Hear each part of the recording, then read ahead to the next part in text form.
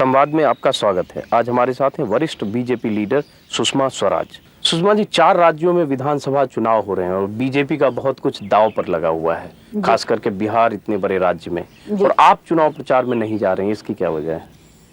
नहीं, मेरी तो तबीयत आजकल ठीक नहीं चल रही है। आप मेरे मन की व्यथा समझ नहीं सकते हैं कि चुनाव प्रचार हो, शायद पिछले 22 वर्षों में ये पहली बार हो पा रहा है कि मैं जा नहीं पा रही हूँ। वास्तव में बल्लारी चुनाव के बाद जो इस बार का चुनाव प्रचार था वो ज़्यादातर हेलीकॉप्टर में हुआ। हेलीकॉप्टर में जो वाइब्रेशंस होती हैं उनके कारण मेरे कुछ पाँव की नर्व्स इस तरह डैमेज हो गई कि डायबिटिक तो मैं हूँ ही, कि डायबिटिक न्यूरोपैथी के सिम्टम्स आ गए। लेकिन अभी जब मैंने दिखाया तो फिर डॉक्टर ने मुझे कहा कि नहीं, इसके लिए आपको कुछ बैठकर इलाज करने की ज़रूरत है, और ख़ास तौर पर प्लेन में जाने के खिलाफ उन्होंने एडवाइस करी। पार्टी के वरिष्ठ नेताओं ने इस बारे में आपसे संपर्क किया या आग्रह किया, या पार्टी को कोई कमी खल रही है सुषमा स्वराज की? देखिए, कमी का तो ऐसा कि ये इतना बड़ा यज्ञ है, उसमें जितने ज़्यादा लोग लगे उतना रहता है अच्छा, और जो नहीं जा पाते उनकी कमी खलती ही है। कहीं न कहीं कुछ है तो नहीं, और इसके पीछे नहीं, कोई प्रश्न ही पैदा नहीं होता। देखिए, सुषमा स्वराज उन लोगों में से नहीं है जिनको ना जाने के लिए कोई बहाना चाहिए, और मैं कोई बहाना करके घर में बैठूं, ये कभी भी नहीं होगा।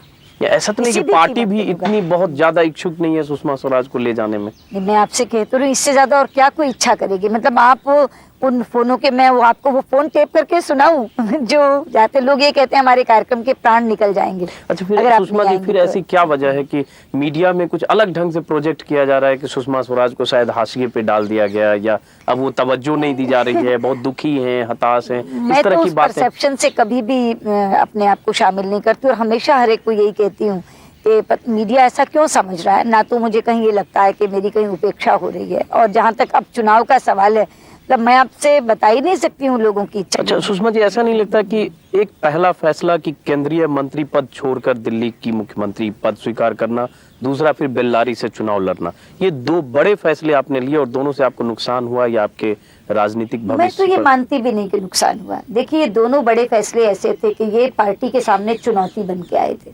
जहाँ तक दिल्ली के मुख्यमंत्री पद का सवाल है, मैं तो अपनी ओर से बिल्कुल चाहती नहीं थी मुख्यमंत्री बनना, किसी को हटाकर मैं आऊँ, ये कभी भी मेरी इच्छा नहीं रही। जहाँ तक बल्लारी का सवाल है, अब बल्लारी में रात के 2 बजे मुझे फोन आता है और ये कहा जाता है सोनिया गांधी के खिलाफ लड़ना पार्टी के सामने इतनी बड़ी चुनौती है, और सुषमा स्वराज इनकार कर देंगे तो कभी नहीं हो सकता। और देखिए, ये तो दोनों समय 14-14 दिन का समय था मेरे पास।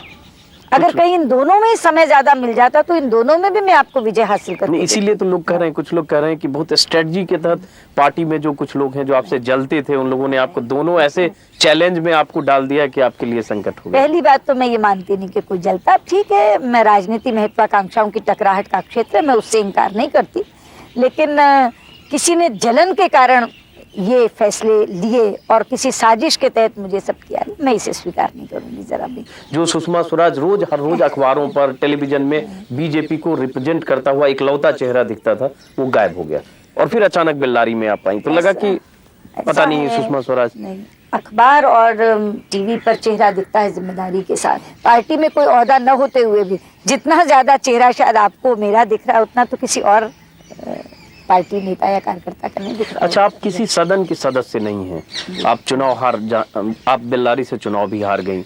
कई ऐसे लोग हुए जिनको राज्यसभा के जरिए लाया गया और फिर केंद्र में मंत्री भी बनाया गया, तो आपके लिए पार्टी ने कभी ये क्यों नहीं सोचा?